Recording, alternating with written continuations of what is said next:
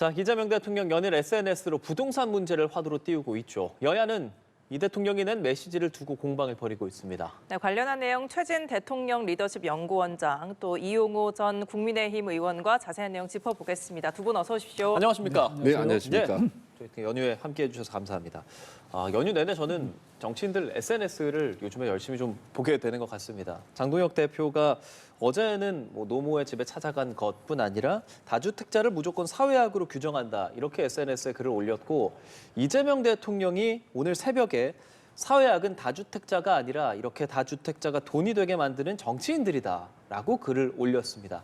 이런 SNS 행보들, 이런 글들 어떻게 보시는지요? 먼저 여쭤볼까요? 일단 저는 세 가지 포인트가 머리에 들어옵니다. 일단 예.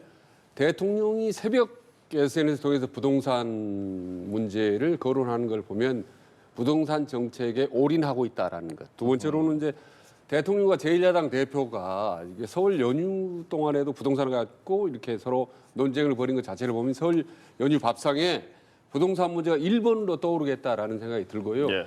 그다음에 세 번째 포인트가 중요한 건데 지금 두 사람의 논쟁을 보면 마치 이 다주택자에 대해서 장동혁 대표는 뭔가를 그냥 보호하고 방어하는 듯한 느낌.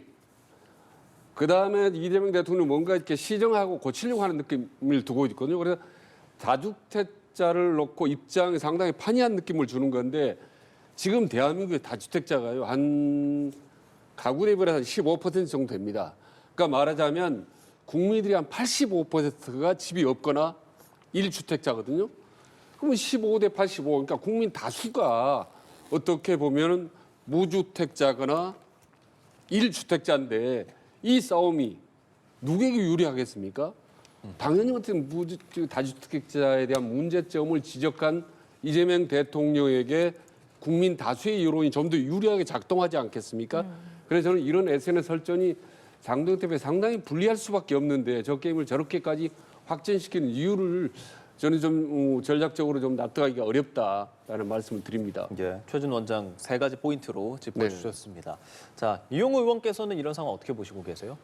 이재명 대통령이 얼마 전에는 다주택자는 마귀고 악마다 이런 식으로 다주택자들을 원색 비판을 했습니다.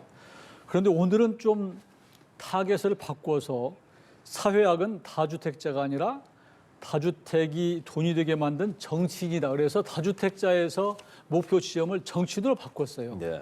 저는 이게 대통령이 처음에 이 다주택자를 상대로 해서 무슨 SNS 정치를 해 오셨는데 결과적으로 SNS 정치라고 하는 게 얼마나 위험한가. 왜냐하면 지금 이재명 대통령은 대한민국 모두의 대통령이라고 스스로 말씀을 하셨고 이 다주택자들도요. 이 법과 제도가 허용하는 내에서 사실 다주택을 가진 것이고 또 나름대로 다 그분들도 이유가 있는 것들이에요. 그럼에도 불구하고 이 사회학으로 이게 규정하고 비판하고 공격하고 압박하면은 이건 대통령으로서는 국민을 갈라치게 한다고 하는 비판이 있을 수 있는 것이거든요. 그런 측면에서 저는 약간 후퇴를 한 것이 아닌가. 그래서 대통령께서 직접 국민들과 소통하고 SNS를 통해서 하루 본인의 의지를 밝히는 것은 좋지만 자칫하다가는 이게 리스크가 있다.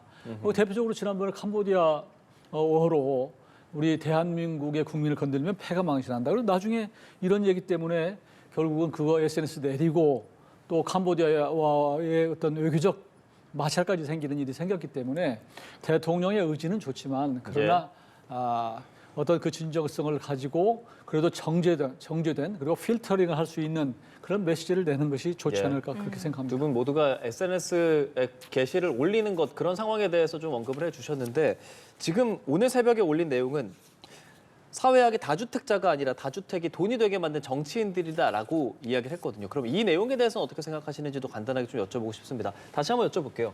내용 자체는 어떻습니까? 조금 전에 말씀하신 대로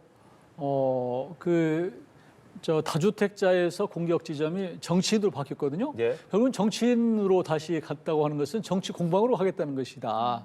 저는 그렇게 보고요. 이 부동산의 문제는 정치 공방으로 이어져서는 안 되고 결국은 이 어떻게 하면은 근본적인 대책을 세울 것인가. 그래서 결국은 공급이라고 봐요. 그러면 지난번에도 예. 현 정부에서 공급 대책을 내놨지만 그 당시에 그 공급 대책이 우리 국민들에게 충분히 먹혀 들었다고 한다면 아마 부동산 가격 안정화 국면으로 접어들 거예요. 그럼에도 불구하고 당시에 내놨던 대책에 대해서 상당수의 비판들이 이게 재탕 삼탕이다. 그리고 실제로 해야 될 예를 들어서 재건축 재개발에 대한 규제 완화 이런 것들에 대해서는 좀 미흡하다라는 지적이 있었고요. 또 한 가지는 이게 부동산 공급 대책에도 내로남불이 있냐. 그래서 세운상가 개발에 대해서는 유네스코 문화유산 때문에 안 된다고 그러고 반대로 또 세종 어딘가 태릉시시는 된다고 그러고 똑같이 유네스코 문화유산이 있는데도 불구하고 그래서 부동산 정책까지도 정치적으로 접근하고 내로남불하는 것에 대해서 많이 비판이 있기 때문에 제가 말씀드리고자 하는 것은 예. 좀 이 현 정부가 정말로 부동산을 잡기 위한다면 이렇게 그냥 단편적으로 이렇게 SNS 정치를 통해서 할 것이 아니라 공급 대책에 대해서 국민들이 신뢰를 가질 수 있을 정도의 이걸 자꾸 2차, 3차로 내놔서 국민들의 심리를 안정시키는 게 중요하다. 저는 그렇게 말씀드리고 싶습니다. 다주택을 부추긴 정치인들이 사회악이다. 공감하십니까? 뭐 너무 당연한 얘기 아니겠습니까? 그리고 다주택자가 소수인데도 그렇고 대한민국 어떤 부동산 시장이라든지 경기 전체를 뒤흔든다라는 건 뭐 너무 대부분의 국민들이 인식하는 거고 대통령 입장에서는 지극히 저는 총론적이고 원론적인 그런 이제 방향을 제시했다고 보는 건데요. 어쨌든 이 다주택자의 문제가 많은 오랜 동안 문제를 노정했는데 당정 대표의 말만 들어보면 다주택자가 뭐가 문제냐라고는 일방적으로 방어한다 그런 이제 모습을 보이면서 이재명 대통령이 이제 로또 아파트를 비판했는데 오늘 지금 유튜브 SNS에 그런 얘기를 올렸더라고 장동혁 대표가 자기 노모의 말을 인용해서 네. 이 설 연휴 끝나면은 우리 노인정에서 어머니하고 가까운 분들이 이렇게 50억짜리 아파트 구경 하러 가기로 했다라고 상당히 좀 비아냥거린 투로 이제 얘기를 했습니다. 그러면서 노인정에서 그러는데 지금 제일 핫한 이슈가 관세 문제하고 쿠팡 사태라고 하더라라고 장동욱 대표가 SNS에 전했는데 저는 이거는 좀 민심을 좀 잘 못 읽은 거라고 봅니다. 지금 뭐 노인정에 계신 분들 7, 80대인데 그분들의 가장 중요한 게 어떻게 보면 뭐 관세고 뭐 쿠팡입니까? 오히려 부동산 문제 아니겠습니까? 지금 부동산 문제 제일 시급하고 온 국민이 관심사인데 이 부분을 제대로 제1야당 대표가 모르고 있다라는 거고 하고 그다음에 이제 내일 뭐 윤석열 전 대통령 1심 이제 뭐 선고가 있습니다만은 윤석열 대통령의 어떤 내란 주도 세력에 대한 단죄 문제 이런 게 어떻게 될까 이런 것들이 이제 가장 큰 국가적인 이제 관심사인데 제1야당 대표 전혀 그렇게 현실에 대한 인식이 조금 좀 잘못된 것 같지 않나라는 생각이 좀 들어서 아쉽다. 민심을 제대로 좀 못 읽고 있는 것 같다라는 생각이 듭니다. 예, 이 대통령과 장 대표의 SNS 설전이 이렇게 계속해서 이어졌습니다. 말씀을 주신 것처럼 이렇게 뭐 이재명 대통령이 분당의 아파트를 갖고 있는 것과 관련해서 로또 아파트다라고 공격을 했고 이에 대해서 민주당이 뭐 퇴임 뒤에 돌아갈 것이다라고 답하기도 했는데요. 사실 이렇게 설 연휴 내내 이어진 공방전 어떻게 민심에 영향을 미칠지가 가장 중요하겠습니다. 어떻게 보십니까? 저는 일단요, 뭐 서울 수도권에 아파트 하나 가지고 있는 거는 뭐 지극히 정상적인 거죠. 그리고 아파트가 상당히 고가인 경우도 있고 예. 그렇지 않은 경우도 있지만은 그러나 다주택자 지방에 불가피하게 두세 채 가지고 있는 분도 있지만은 여섯 채를 가지고 있다라는 거 아무리 해도 사람들이 상식적으로 납득이 하기가 힘든 겁니다. 그래서 당정 대표가 자꾸 부동산 문제를 갖고 쟁점할수록 본인에게는 오히려 마이너스가 많다. 특히 저는요. 이 부동산 문제 가장 민감층이 오히려 20대, 30대 층이라고 봅니다. 근데 최근 들어 아시다시피 20대가 상당히 좀 보수화되고 있고, 뭐 우클릭하고 있다는 비판이 있지 않습니까? 그게 주택 문제라든지 영원히 살아생전했던 수도권에서 자기 집을 마련할 수 없는 이런 꿈을 이룬 청년들의 꿈, 이런 부분들이 정권에 대한 비판으로 많이 향했었거든요. 근데 지금 이재명 대통령 오히려 그걸 없애겠다는 거 아니겠습니까? 말하자면 부동산 공화국 이거 극복하겠다라는 거기 때문에 오히려 20, 30대 젊은 층들이 이 보수로 넘어가고 있는 그런 젊은 층, 보수 성향인 그런 MZ 세대들이 오히려 현 정부 쪽으로 이재명 쪽으로 좀 더 이렇게 회귀할 가능성이 높다. 그래서 이 문제가 부동산 문제가 쟁점화될수록 중도층이라든지 서민층이라든지 20, 30대가 오히려 이재명 정부에 더 유리하게 작동할 가능성이 높다. 그래서 장동욱 대표라 국민의힘은 이재명 정부의 부동산 정책 무조건 비판하지 말고 상당히 현실적이고 구체적인 대안을 제시하는 것이 오히려 부동산 논란 과정에서 유리하다라는 제안을 드립니다. 예, SNS 정치가 MZ세대에도 더 유리한 방향으로 흘러갈 것이다. 이재명 대통령에게 이렇게 말씀을 주셨는데 자, 민주당이 로또 아파트 공격에 대해서 장 대표에게 또 주택 6채 소유한 경위를 설명하라라고 압박을 했습니다. 이런 공방 어떻게 민심에 영향을 미치겠습니까?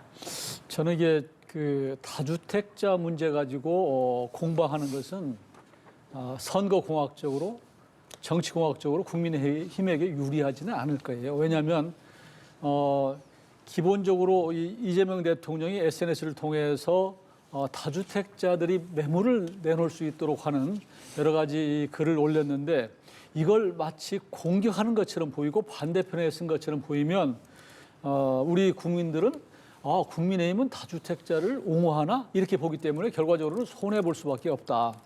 더구나 민주당 쪽에서 공격하는 게 장동욱 대표가 6채 집을 가졌는 것처럼 지금 공격하잖아요. 그렇지만 내용에 들어가 보면 장동욱 대표가 갖고 있는 6채를 다 합쳐봤자 10억 남짓밖에 안 되고 실제로 상속받은 지분의 아주 일부이기 때문에 이걸 한 채라고 카운트할 수도 없는 그런 내용이란 말이에요. 그렇지만 국민들이 볼 때는 6채 자꾸 얘기하니까 장동욱 대표 6채 가졌어 이렇게 생각하거든요. 그런 측면에서 결코 유리하지 않고 결국은 이 문제를 갖고 한다면 이 대통령이나 집권 여당은 칼자루를 준 상태고 이 방어하는 쪽에서 결국 칼날을 잡은 형태이기 때문에 이건 결코 근본적인 부동산 대책도 아니고 이건 변질된 거다. 저는 그렇게 말씀을 드리는 것이고요. 그러나 지금 이 부동산 문제에 관해서 다주택자들을 매물이 나오도록 압박하는 것까지는 좋은데 문제는 이것들이 좀 거래될 수 있도록 여러 가지 퇴로를 좀 열어주는 것도 지금은 필요하다고 생각을 합니다. 지금 부동산의 문제가 지금 이렇게 된 것은 결국은 강남 3구나 서울의 한강변 주변 아주 극히 일부분의 주택들의 얘기란 말이에요. 강북 지역의 대다수는 가격이 내리거나 오히려 정체되거나 이런 상황인데 거기를 토지거래 허가 구역으로 묶어놓고 발을 묶어놓고 결국은 자꾸 다주택자들에게 매물 일부를 내놓으라고 그런 것이 과연 얼마나 이 효과가 있을 것인가라는 지적도 많이 있거든요. 그러니까 지금 정치권의 공방이라고 하는 게 우리 국민들이 보기에는 얼마나 한심한가 그런 생각도 할 수 있기 때문에 좀 더 국민의 편에서 무주택자 편에서 그리고 지금 청년들의 어떤 허탈한 마음, 집을 갖고자 하는 그런 것 측면에서 좀 더 근본적인 논쟁을 하는 것이 좋겠다. 그렇게 말씀드립니다. 예.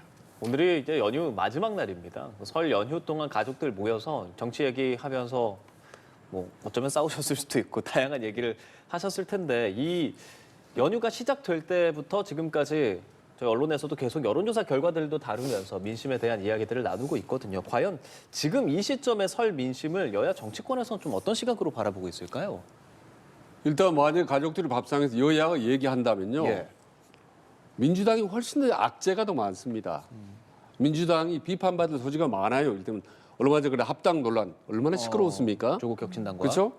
거기다 지금 오늘 부동산 문제로 어쨌든 논란 아닙니까? 논쟁이 계속 비자돼요. 거기다가 강선우 의원, 통일교 여러 가지 로비 의혹 등등해서 여권이 훨씬 악재가 많은데도 불구하고 대통령 지지도는 올라가고 정당 지지도는 민주당이 국민의힘보다 더 2배 가까이 많다. 그리고 일반적으로 10% 가까이 이상 민주당이 높다. 이건 뭘 얘기하는 거겠습니까?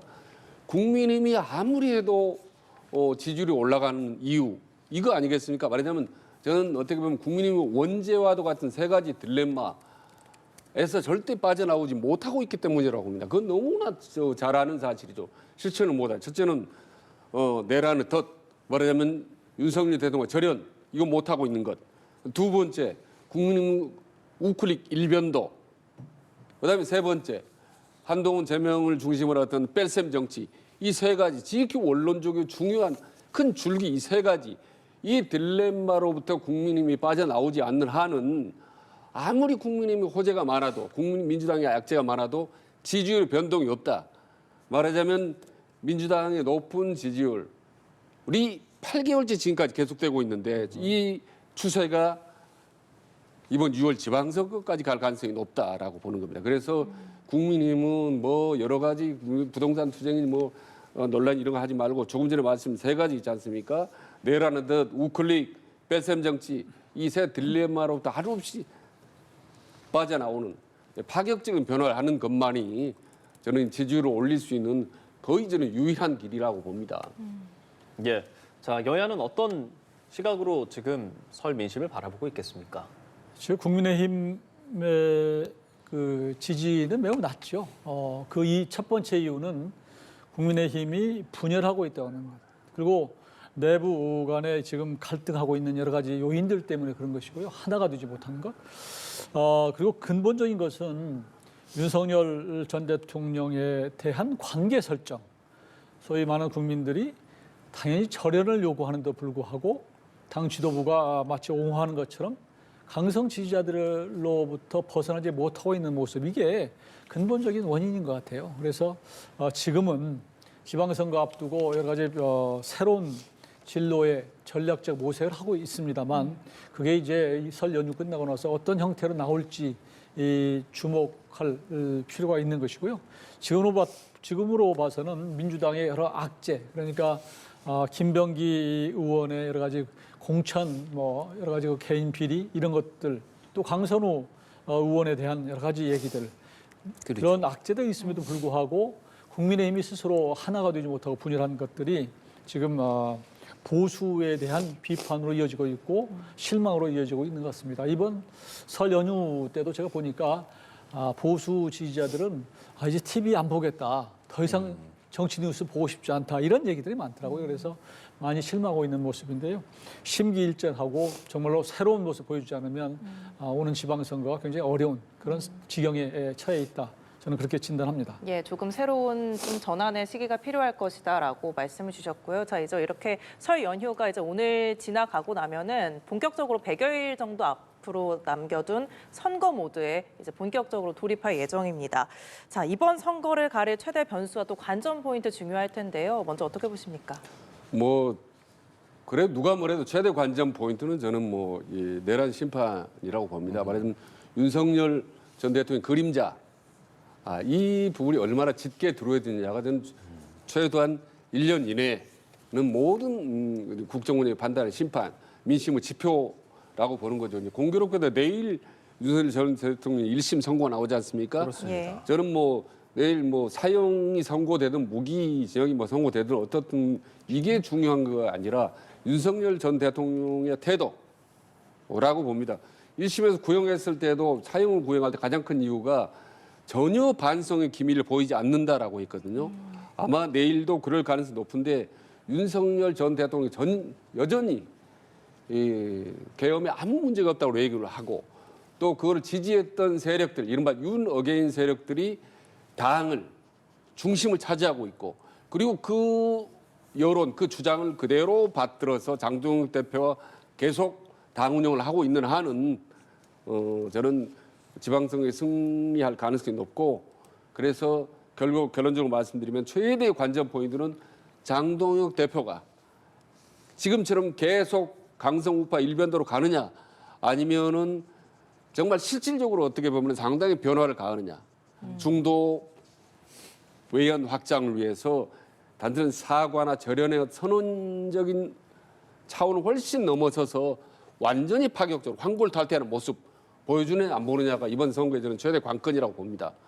근데 안타깝지만 그 가능성은 매우 적지만 정말 국민들이 보수 진영도 깜짝 놀랄 정도로 이를테면 전한길 씨 같은 경우가 깜짝 놀라서 장동혁 대표를 향해서 공격하고 비난할 정도로 그 정도로 아주 획기적인 변화, 중도 외연 확장으로 더 변화를 가한다면 저는 지방선거가 좀 달라질 수 있다, 판도가. 예. 그렇지 않는 한은 현재 어떤 민주당의 큰 우세가 달라질 가능성은 매우 적어 보인다 말씀드립니다. 예, 지방선거 앞두고 각 당의 전략들 어떤 것들 준비하고 있을까요? 국민의힘에서는 우선 예고된 것은 2월 19일 날 윤석열 전 대통령에 대한 1심 선고 이후의 예. 메시지일 것이에요.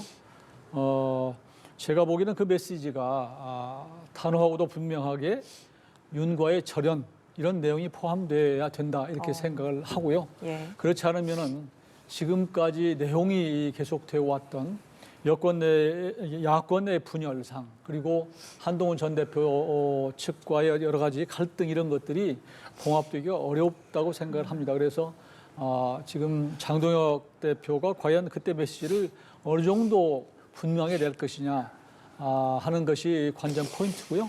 저는 그게 절연이라고 하는 것은 이제 선택의 문제가 아니고 필연이다, 필수다 이렇게 보고 있습니다. 네. 그다음에 3월 1일 날 지금 예정되어 있는 당명을 어떻게 내놓을 그러게요. 것인가 하는 부분인데요. 근데 당명이라고 하는 것은 겉포장지이기 때문에 결국은 이 당명을 바꾸면서 내용물을 어떻게 바꿀 것이냐 하는 것이에요. 그러니까 당명을 내놓기 전에 사실은 이 내용, 컨텐츠를 바꾸는 것들을 순차적으로 해야 된다고 봅니다. 우선 당명을 정해놓고 내용을 채우기보다는 예를 들면 식당을 차릴 때 예. 이게 일식집을 할 것이냐 한식집을 할 것이냐 아니면 중국집을 할 거냐에 따라서 간판이 다르기 때문에 이걸 확실하게 정해놓고 가치와 비전을 세워놓고 국민들한테 알리면서 간판을 내놓아야지 간판을 붙여놓고 나중에 메뉴를 정한다? 이것은 선후가 뒤바뀐 문제다 이렇게 볼 수밖에 없기 때문에 지금 3월 1일까지는 시간이 별로 없습니다. 그래서 우리 보수들이 그래 다른 건 못하니 당명이라도 바꿔라 이렇게 얘기했지만 그것 가지고는 충분하지 않고 그거 가지고는 그렇기 때문에 내용물을 바꿀 수 있는 국민에게 희망과 기대를 줄 수 있는 혁신안 이런 네. 것들을 그때까지 내놓아야 된다라고 저는 봅니다. 두 분 모두가 이번 지방선거에서 중요한 요소들에서 사실 중요하게 윤석열 전 대통령의 내일 있을 선거에 대한 이야기를 해주셨거든요. 그 부분에 대해서 조금 더 짚어갈 수밖에 없을 것 같습니다. 그럼 국민의힘에서는 내일 결과 나오고 나서 장 대표가 일종의 가르마 타는 메시지 내겠습니까? 어떻게 보세요? 낸다고 생각 내겠죠. 예. 근데 문제는 장동혁 대표가 스타일이 예. 약간 여러 가지를 다 이렇게 감안해서 하는 스타일이란 말이에요. 근데 제가 이 정치를 경험하고 또 정치 그 주변에 지금까지 지내온 바에 따르면 정치 지도자가 두 가지 부류가 있어요. 예.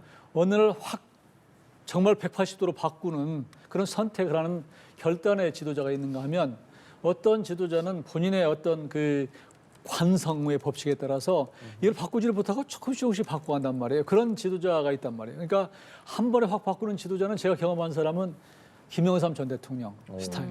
국민의 민심이 아니야? 그러면 당장 오늘 총리 바꾸고 나 이게 바꿔 이런 스타일이고요. 반면에 조금씩 논리적으로 바꿔가는 분은 김대중 전 대통령입니다. 근데 요즘에 제가 보니까 이재명 대통령도 돌변하는 스타일이에요. 이거 하다가 아니야? 그러면 갑자기 바꿔요. 이런 스타일인데 지금 국민의힘에 필요한 리더십은 화끈하게 바꾸는 혁신의 리더십. 그래서 장동혁 대표가 지금처럼 조금 강성 지지자도 생각하고 또 무슨 중도층도 생각하고 해서 어정쩡하게 바꾸지 말고 이번 메시지는 보다 분명하게 절연을 하고 나아가는 것 외에는 선택의 여지가 없다. 저는 강성 지지층들은 염두에 둘 필요가 없다. 왜냐하면 강성 지지층들은 중도 의원이 확정되면 따라오게 돼 있어요. 그 사람들은 민주당 지지 안 합니다. 그리고 늘 지금 장동혁 대표가 생각하는 한동훈 측을 염두에 두는데 이건 잊어버려라. 결국은 장동혁 대표의 지지가 올라가고 국민의힘이 안정궤도에 가면 한동훈 측의 여러 가지 이 부분은 저절로 축소될 수밖에 없다. 그래서 지방선거에서 어떤 예. 방법을 동원해서도 이기는 것이 지금 보수를 위해서 그렇고 또 대한민국을 위해서도 필요하다. 저는 그렇게 봅니다. 예. 이렇게 장동혁 대표가 저런 관련한 메시지를 내야 할 거라라는 의견도 좀 주셨습니다. 앞서도 계속 말씀해 주셨잖아요. 국민의힘에서 하루라도 빨리 윤석열 전 대통령과의 저런 메시지도 내고 그런 식으로 좀 가야 된다고 맞다고 보시는 거죠? 네, 그렇습니다. 일단은 장동혁 대표가 절연 메시지를 낼 가능성은 이제 좀 적다고 보는 거죠. 적다고 보세요. 예, 왜냐하면 이미 전환길 고성국 같은 극우 세력들이 강력하게 절연하면 안 된다라고 얘기를 했기 때문에 지금 장동혁 대표 입장에서는 어떻게 보면 윤어게인 세력에 포위당하고 있기 때문에 과감하게 막 떨쳐내고 선언을 하기는 쉽지 않을 거다라는 말씀드리고, 근데 만에 하나 이제 지금 워낙 지지율도 국민의힘이 떨어지고 이제 힘든 상황이기 때문에 어떻게 보면 절연에 가까운 그런 죄서를 낸다 하더라도 예. 후속적인 조치가 없으면 그게 효과가 없죠. 그렇지 않습니까? 상황을 일시적으로 모면하기 위해서 이제 절연에 가까운 듯한 애매모호한 발언들은 좀 내놓을 수는 있다고 봅니다. 예. 그러나 그 정도 어떤 애매모호한 그런 차별화의 발언으로는 어떤 중도층의 마음을 돌릴 수가 없다. 조금 전에 말씀드린 대로 아주 획기적이고 파격적인 그런 방법으로 이렇게 변화된 모습을 보여주는 그 중요한 잣대가 이제 한동훈 전 대표에 대한 어떤 징계 이후의 어떤 태도 어떻게 보느냐인데, 이런 부분에 대해서 변화가 없는 한은 당에 대한 어떤 변화의 의지를 별로 국민들은 신뢰하지 않을 거라고 저는 봅니다. 예. 자. 예. 또 국민의힘에서는 또 친한계 인사들에 대한 이딴 징계를 두고 내부 갈등이 격화가 되고 있습니다. 자, 굳이 뭐 명절을 앞두고 이런 결정을 했냐 이런 반응도 나오고 있는 것 같습니다만, 또 지도부는 윤리가 뭐 결정대로 한 것이다 이렇게 입장을 당연히 내고 있는데요. 이런 징계 그대로 확정될 가능성이 크다고 봐야 할까요? 저는 그 징계는 징계대로 계속 유지가 될 거라고 생각해요. 예. 이 시점에서 다시 그것을 뒤엎고 한다고 해도 과연 친한계와 근본적으로 하나가 될 수 있느냐, 저는 그렇지 않다고 보고요. 장동혁 대표가 뭐 이렇게 해라 저렇게 해라고 윤리위 얘기는 안 했을 거라고 생각하고, 윤리위가 명절 앞두고 차라리 어떤 명제라고 하는 그 어떤 기간 동안에 한동훈 전 대표에 대한 제명 이후에 있던 제명들의 이슈가 오히려 소멸되기를 바라는 그런 측면에서 저는 그렇게 했다, 이렇게 저는 분석을 하고 있고요. 예. 그러나 이 문제를 저는 한동훈 전 대표의 징계 문제는 결국은 되돌아가 보면 이게 장동혁 대표의 지도부가 윤석열 전 대통령과 어떤 관계 설정을 해 나가느냐가 이게 처음에 시발점이라고 봐요. 처음부터 대통령이 대표가 되고 나서 이 부분을 분명하게 노선을 정하고 중도 의원을 확장하는 쪽으로 나갔으면 한동훈 전 대표 측이 아마 제가 보기에는 아무 얘기 못했을 거예요. 그리고 자연스럽게 국민의힘의 지지도도 올라갔을 것이고, 그러면 지금 무슨 문제가 되겠어요. 그런데도 불구하고 자꾸 강성 지지층들의 눈치를 보고 또 유튜버들의 얘기에 휘둘리고 이런 것처럼 외부에 비춰진 측면이 있단 말이에요. 그러니까 저는 장동혁 대표 측에 정말로 이제 코끼리는 생각하지 마, 이런 정치 격언처럼 한동훈은 생각하지 마. 그리고 우리 국민 전체를 보고 지금 내일 모레 이제 내란 이게 어떻게 결론이 이제 그 선고가 될지 모르지만 이건 윤 어게인은 안 되는 거예요. 지금 내란 이 부분은 전두환 어게인이나 비슷한 거예요. 그때 내란 아니었습니까?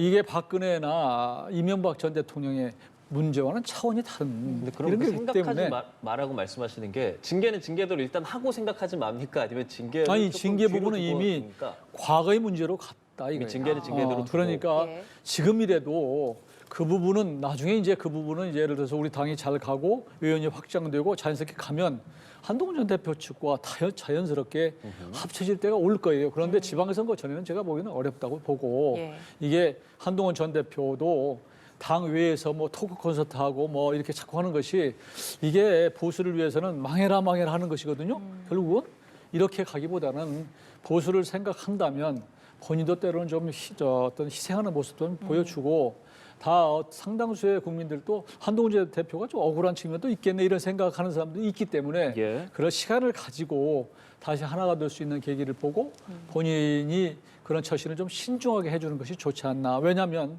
제가 보니까 뭐 네네. 이렇게 예를 들면 본인을 지지하는 사람은 진짜 보수고 당에 남아있는 당원들은 가짜 보수인 것처럼 갈라치기 하는 거, 그게 본인이 도움 안 되거든요. 마찬가지로 이 행동하는 다수가 역전승하겠다 그러는데, 이 김대중 전 대통령이 행동하는 양심 그랬거든요. 여기에 아마 따왔던 얘기 같은데, 그러면 남아있는 사람들은 행동하는 행동하지 않는 비양심입니까? 이렇게 본단 말이에요. 그래서 본인의 진로를 보면 저는 예. 한동훈 전 대표 측도 조금 차숙하는 모습을 예. 보여주는 것이 지고도 이기는 모습이 될 수 있다. 그렇게 조언 드리고 싶습니다. 예, 두 분 알겠습니다. 모두 친하게 인사에 대한 의견을 좀 주셨고요. 민주당 상황 짧게 좀 짚어보도록 하겠습니다. 민주당에서는 지금 사법개혁 법안 지금 연휴 전에도 법사위에서 그랬었고 지금 이번 이제 다가오는 본회의에서도 관련된 이야기 좀 할 것 같은데 이 상황은 좀 민심에 어떻게 영향 미칠 거라고 보세요? 그러니까 사법개혁 3법이 지금 예. 법, 왜곡죄, 재판소원죄, 대법관 증언죄 법 이 세 가지 아니겠습니까? 그러니까 민주당 내부에서도 논란이 있었지만 일단 결국 정리가 돼서 추진하는 걸로 방향성이 잡혔는데 결론부터 말씀드리면 2월 이제 임시국회가 열리면은 뭐 여야 강대강으로 치닫겠지만 결국은 여당 민주당이 안대로 밀어붙일 거고 야당 강력하게 반대를 하겠지만 여론조사의 민심에는 큰 변화가 없을 거라고 봅니다. 왜냐하면 과거에 그동안은 말이죠. 이런 법안들을 넣고 국민의힘은 이제 필리버스터도 하고 그렇죠. 또 대표가 또 단식도 하고 모든 방법을 총동원해서 했지만 아무 소용이 없었지 않습니까? 거기다가 이제 기대하는 게 여론 결과 민심인데 추인데 아무리 민주당이 세게 밀어붙여도 결과적으로 지나갔고 여론조사를 보면 사실 오히려 민주당의 지지도가 국민힘보다 높은 결과 이런 결과가 지금 8개월째 계속되고 있단 말입니다. 그래서 다시 본래대로 돌아서 국민힘이 원죄를 벗어나지 못하면 내라는 경우는 이 더 함정으로부터 벗어나지 못하는 방법이 없다. 속수무책이다 하는 겁니다. 앞으로. 예, 그래서 민주당 입장에서 보면 계속 질주하는 거죠. 어떻게 보면 아무리 무릇을 써도 두더라도 여론조사에 아무 지장이 없기 때문에 안심하고 마음 놓고 밀어붙일 수 있는 거 아니겠습니까? 그래서 결국 이 여세는 뭐 지방선거까지도 계속될 가능성이 매우 높다라고 보는 거죠. 예. 결국은 그래서 결국 기승전 국민의힘 변화 여부로 지금 귀결되는 거죠. 근데 한 가지 또 말씀 드릴 시간이 있는지 모르겠습니다만 어쨌든 지금 짧게만 그 최종 좀, 예. 결과가 한동훈이나 김종욱, 배현정 이런 친한계 예. 색을 과연 징계를 했는데 지금 극적으로 다시 그거를 처리할 수도 있겠느냐. 저는 그 정도면 아주 파격적인 변화라고 보는데 그 가능성이 높다고 봅니다. 그런데 이들은 한동훈께도 정치인이기 때문에 아마 설 연휴가 끝나면 본격적으로 본인들이 반격을 시작할 거예요. 한동훈 전 대표도 어떻게든 본인이 이번 6월 선거 때 원내 진입하려고 하고 총 공세를 펼 거거든요. 근데 문제는 한동훈계 의원들이 다 비교적 중도층의 소구력이 있다는 것. 이게 문제입니다. 장동욱 대표에게는. 예. 그래서 지금 이대로 가면 국민의힘이 내전에 휩싸이면은 이번 지방선거 특히 수도권, 그다음에 박빙 지역, 예. 중도층이 판가름하는 이런 데서 상당히 아마 타격을 받을 겁니다. 사법개혁 관련 여쭤보고 있었습니다. 예, 그래서 이제 이 옆으로 좀 셌습니다. 사법개혁 말씀드렸고 그다음에 이제 그 국민의힘으로 건너는데 사법개혁 말씀 그렇습니다. 예, 어쨌든 예, 알겠습니다. 민주당 의도대로 고고할 것이다라는 말씀드렸습니다. 네, 알겠습니다. 설 연휴 마지막 날 정치권 소식 최진 대통령 리더십 연구원장 또 이용호 전 국민의힘 의원과 함께 알아봤습니다. 두 분 말씀 고맙습니다. 고맙습니다. 네, 감사합니다. 새해 복 많이 받으십시오.